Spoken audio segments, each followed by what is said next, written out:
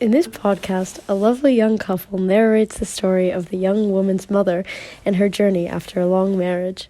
The young couple met in Scotland, and the musical melody of their accent makes the tale more endearing. Hi, my name is Anne Sikora, and I'm a psychotherapist of 30 years from New York City. After a 20-year marriage to a wealthy literary agent, I started life anew.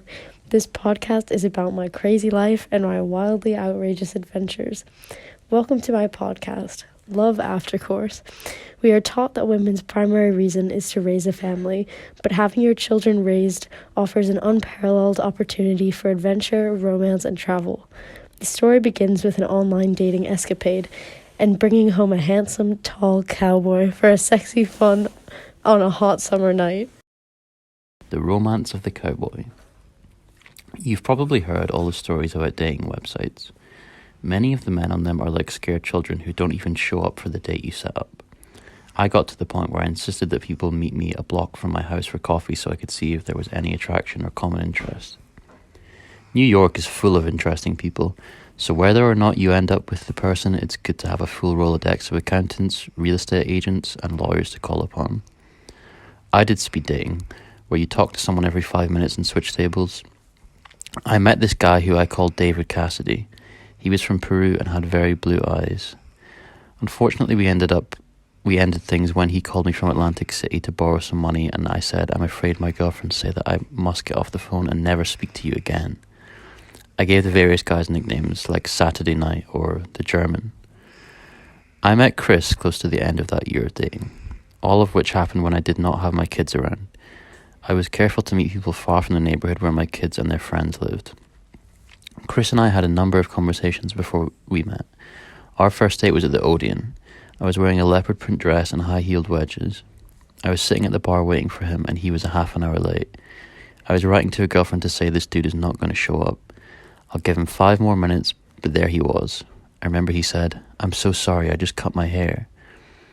We had a really nice meal, and I talked about wanting to write David Foster Wallace-style essays, and when I talked about writing, he came alive. There was good chemistry between us. I went to the bathroom, and when I came back, he had paid the bill. He said, when we leave here, I'm going to kiss you. That is just what happened. We walked along the streets of Manhattan towards the waterfront and made out wildly on a summer night. He had very broad shoulders, and I remember feeling like he was this incredible blanket of warmth lying over me. When it was time to go home, we walked towards a taxi, and he did some kind of cowboy move with his legs that was very unexpected, and at that point I just said, okay, you can come home with me. It wasn't so much that the first night was so unbelievable, but something made me want to see him again. I really enjoyed his company and we connected really well. The next morning when we woke up, I hustled him out the door because my kids were coming home, and I had to appear human for them and not as if I had stayed up all night like a teenager. We texted each other non-stop over the next week or so, and he was encouraging me to come to his place on the Jersey Shore. My girlfriends were horrified. They felt that he might be a mass murderer and that I would have no means of escape. My housekeeper at the time said very passionately, you have to go, Anne. You won't regret it. Have a wonderful beach weekend.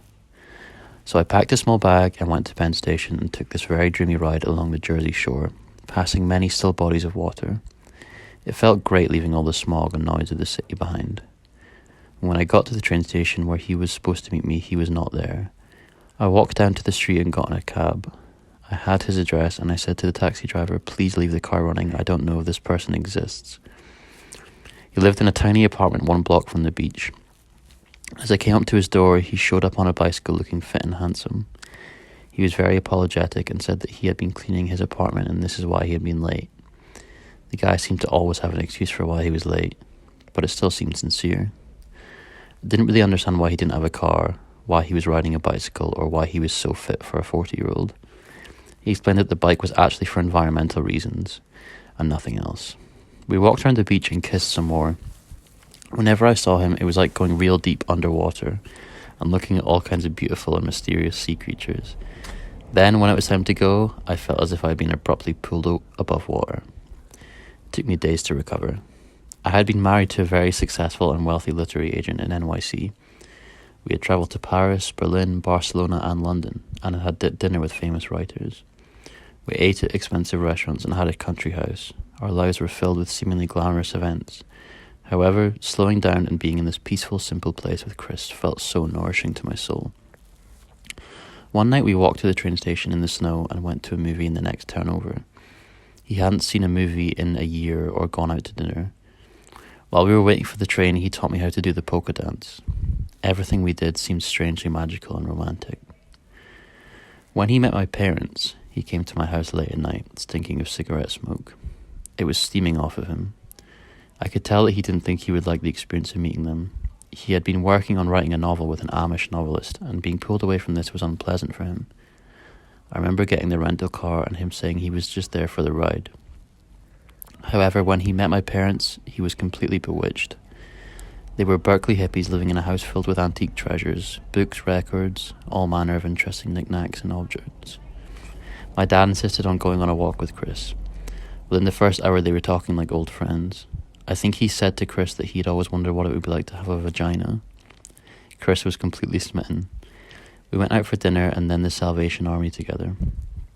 Chris himself is an avid thrifter.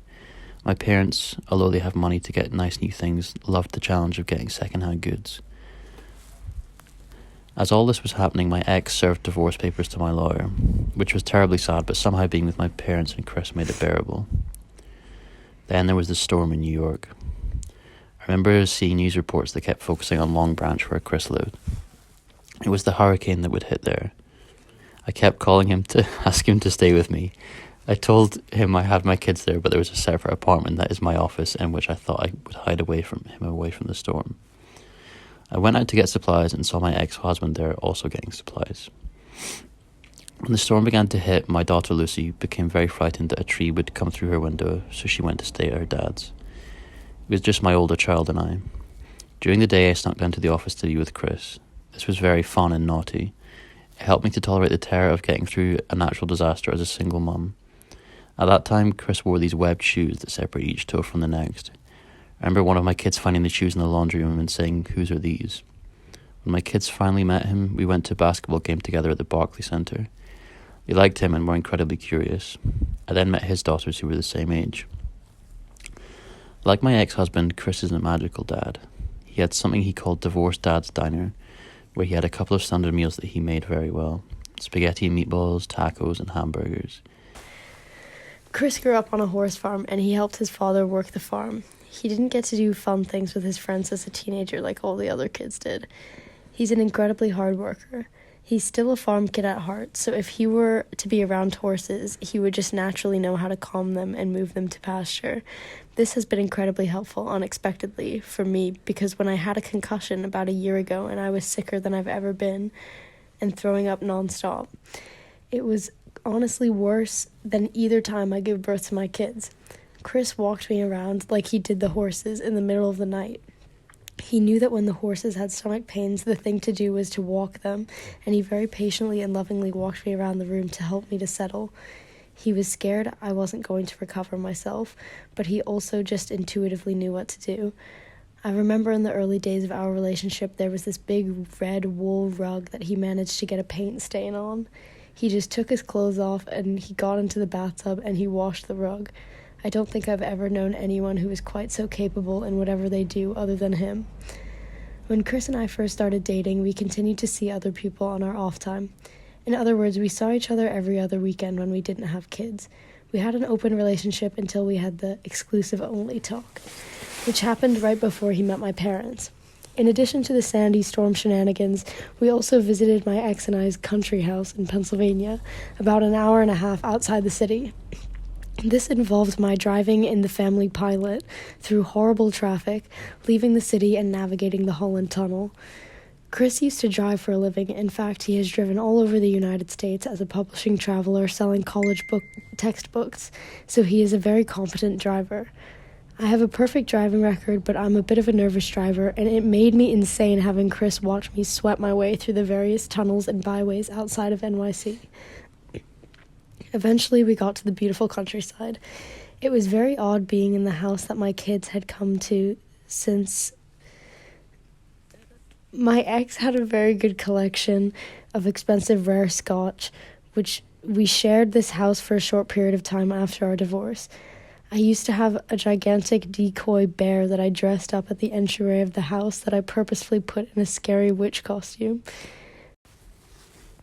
My ex had remarried only a few months after the divorce was finalised to a much younger woman. It was of course painful to think of my kids having a new set of memories with their dad's new wife. I remember in particular my older then son saying to my younger daughter, "Have you told Mum yet?"